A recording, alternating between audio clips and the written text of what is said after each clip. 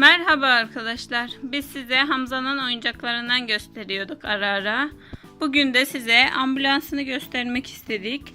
Ama Hamza'nın ambulansı düştü ve tekerleği kırılmış arkadaşlar. Biz gördük, çok üzüldük. Değil mi Hamza?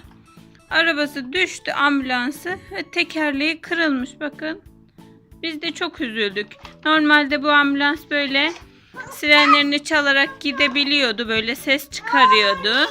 Sonra dönüyordu. Ama düşünce sadece ışıkları yanıyor arkadaşlar. Sesi gitmiş. Tekerleği kırılmış. Sadece böyle ışıkları yanabiliyor. Biz size bu oyuncağı gösterecektik ama düştüğü için kırıldı maalesef. Biz de çok üzüldük. Hamza da çok üzüldü, değil mi Hamza? Ambulansı bozulduğu için çok üzüldü. Normalde ambulans arabası gibi bunun sesi çıkıyordu arkadaşlar. Sirenleri çıkıyordu.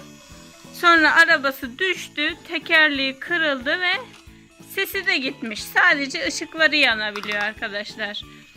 Biz de sadece size bunu göstermek istedik. Babası tamir edince yine gösteririz inşallah, tamir olunca tekrardan eskiye döner arkadaşlar. Biz de size gösteririz nasıl gittiğini.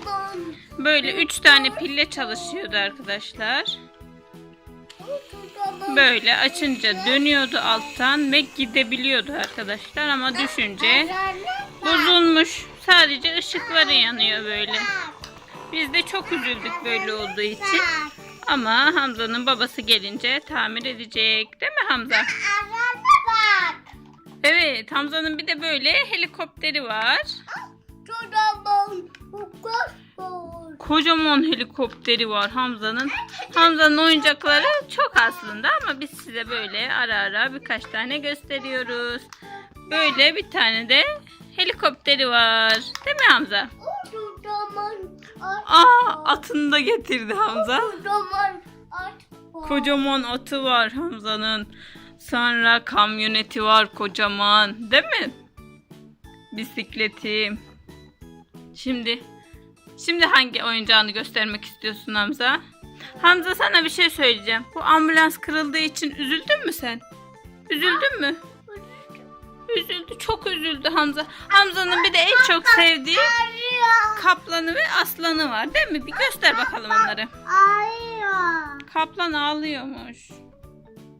Ambulans bozulduğu için mi ağlıyor kaplan da? Tamam. Üzülme kaplancık, üzülme. Hamza'nın babası onu tamir eder, sonra yine çalışır. Yemek yediriyormuş. Bir de aslanını göster. Hamza'nın en çok sevdiği oyuncakları bunlar. Kaplanı ve aslanı. Susmuş. Ağlıyordu, susmuş. Bir gösterelim Hamza. Aslan da mı ağlıyordu? O da mı sustu? Sustu mu aslan da?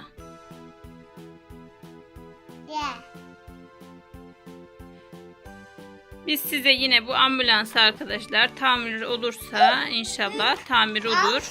Böyle düşünce tekerleği kırıldı. Bir de sesi çıkmıyor artık. Tamir olunca inşallah çıkar. Biz de size nasıl olduğunu gösteririz. Değil mi Hamza? Atı da düşmüş, ağlıyormuş. O da mı üzüldü ambulansın kırıldığı için? O da mı üzüldü? Ambulansla hastaneye götürüyor. Hadi. Yine ağladı. Hadi hastaneye götür. Ambulans nasıl ses çıkarıyor Hamza?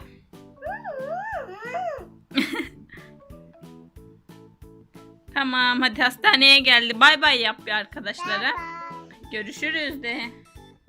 Kanalımıza abone olmayı unutmayın arkadaşlar. Biz size yine ara ara böyle Hamza'nın oyuncaklarını göstermeye devam edeceğiz. Videolarımız devam edecek arkadaşlar. Kanalımıza abone olmayı, videolarımızı takip etmeyi unutmayın. Bir sonraki videolarda görüşürüz. Bay bay.